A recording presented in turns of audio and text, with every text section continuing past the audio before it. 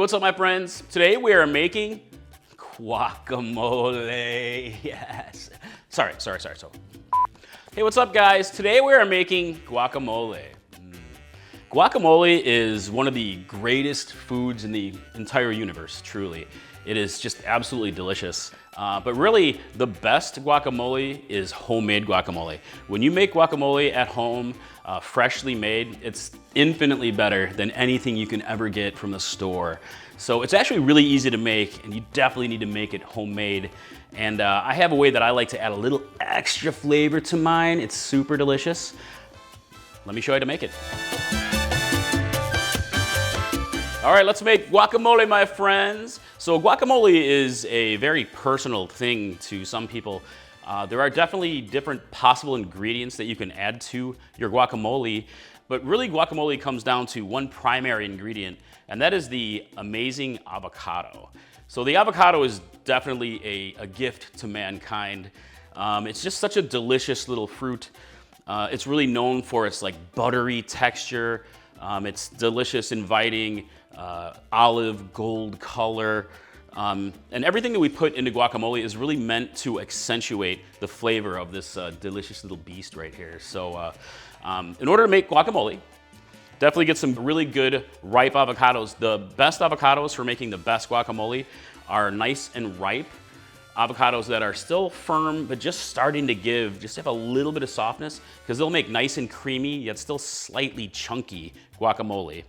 So, all right, let's make guacamole here. So I have my station. I have a molcajete set up right here, and this is basically a large mortar and pestle. But you can use a bowl for this. I like to use the molcajete. Just adds authenticity to it, really, and it's great presentation. It'd be great if you got a nice molcajete. So, all right, first things first, we start with onion. I have a white onion that has been diced, and I soak it in water to kind of take out some of that onion bitiness, which can kind of permeate your overall guacamole. And it's a half of a medium size. So I'm gonna add half of it to my molcajete here. I'm gonna drain it here.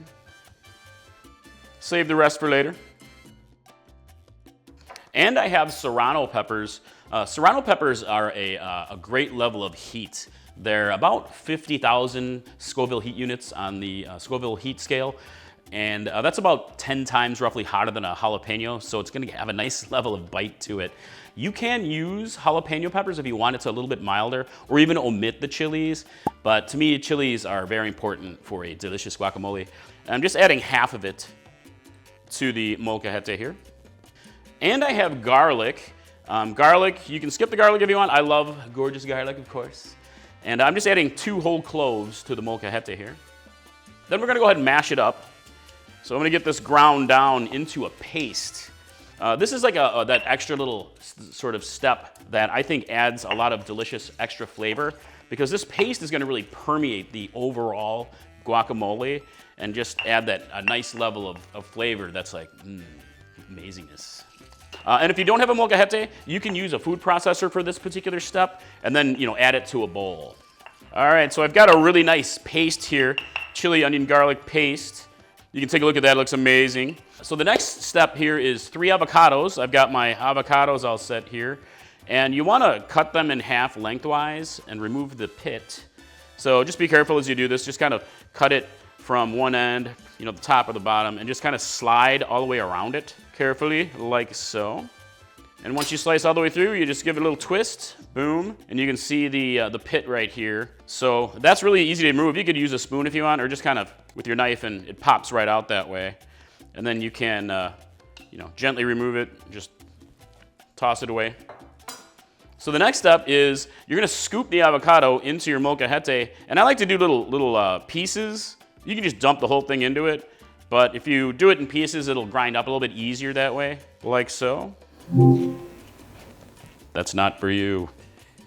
Every time. Sorry, I don't know that one. Well, I didn't ask a question. They're watching.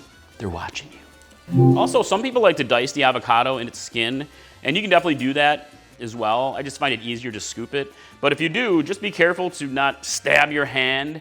I've actually seen a friend do that, avocado hand they call it, where you, oh man, it's not good. It's not good. So just be careful with cutting avocados. All right, I've got my 3 avocados set into my molcajete here. And I'm gonna go ahead and add the juice from half a lime. I have a whole lime here, and we can adjust it later, but right now I'm just gonna do about half in the molcajete, or your bowl. And just a bit of salt. My recipe calls for a half a teaspoon of salt, but really it's to taste, so I'm just gonna add a little bit right now.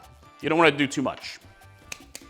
And then we'll mash it up, mash up your guac. Just be careful not to let it slip out of your bowl or your molcajete. If you're using a bowl, just a nice large fork works great. And don't overmix it. Your goal here is creamy, yet slightly chunky. But again, that's the preference. If you like super creamy guacamole, just mash, mash, mash. But if you like it to be little extra chunks of the avocado in there, which I love, Patty loves, just, just be gentle. All right, look at that, my friends. It's like we're at a restaurant, huh? Tableside guacamole, anybody? All right, so the next step here, I'm gonna add the sort of chunkier elements. I have the leftover onion that we used earlier, and you could have mashed that all together if you wanted to. Some people don't even make the paste that I made, and they just add it at this stage and fold it in. But really, it's kind of a preference thing. I like to do it both ways. And so I'll add a little bit now of the fresh onion that has been soaked. It's not too bitey. Really add as much as you want.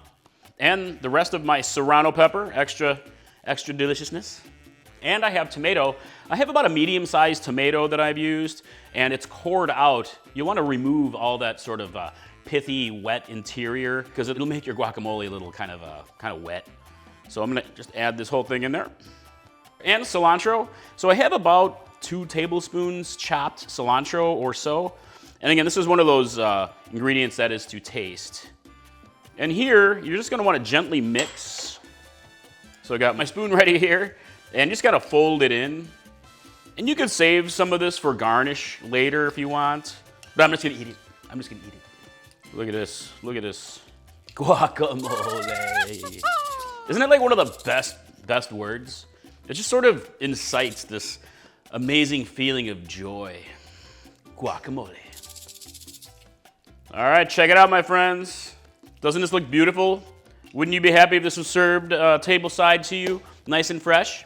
So the next step at this point here is really to give it a taste, and you'll adjust for salt and lime, and really the other ingredients. Mostly it's salt and lime.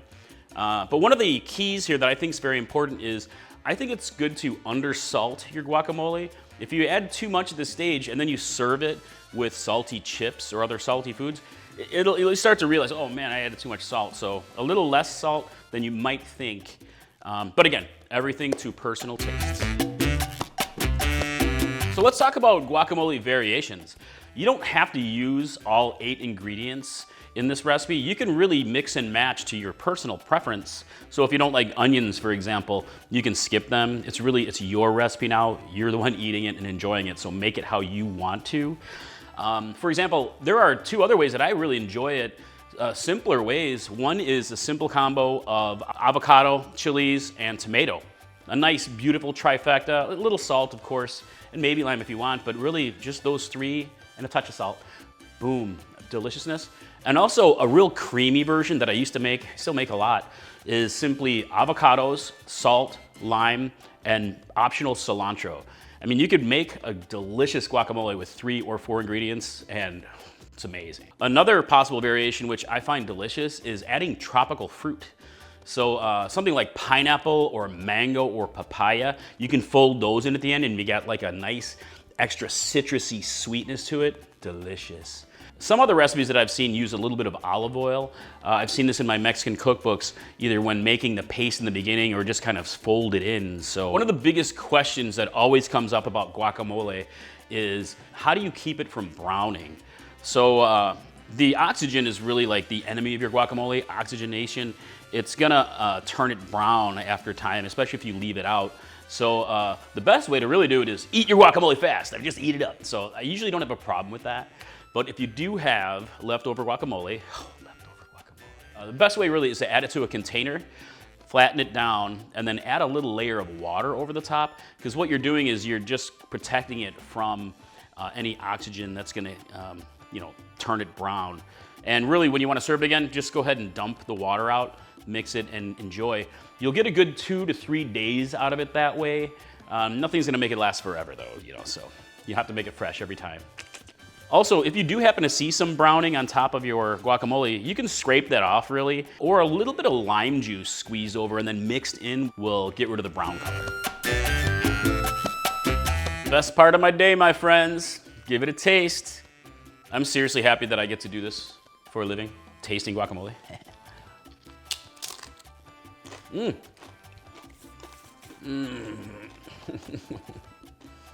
Come on, man. Really. Seriously, this is the guacamole that you need in your life. I'm so happy guacamole exists. Guacamole, my friends, guacamole. That is how you make delicious guacamole. So hey, I'd love to hear what you think about the recipe in the comments below. And I'd really love to hear how you're gonna change it up and make it your own and hear about what's your ultimate guacamole combination. And if you are looking for some more amazing recipes, boom, boom, right here, they're popping up, already happening. So click on one of those if you love me. So I hope you do. So, all right, I really hope to see you in the kitchen next time. Thanks for hanging out with me today. Mike from Chili Pepper Madness. Bye.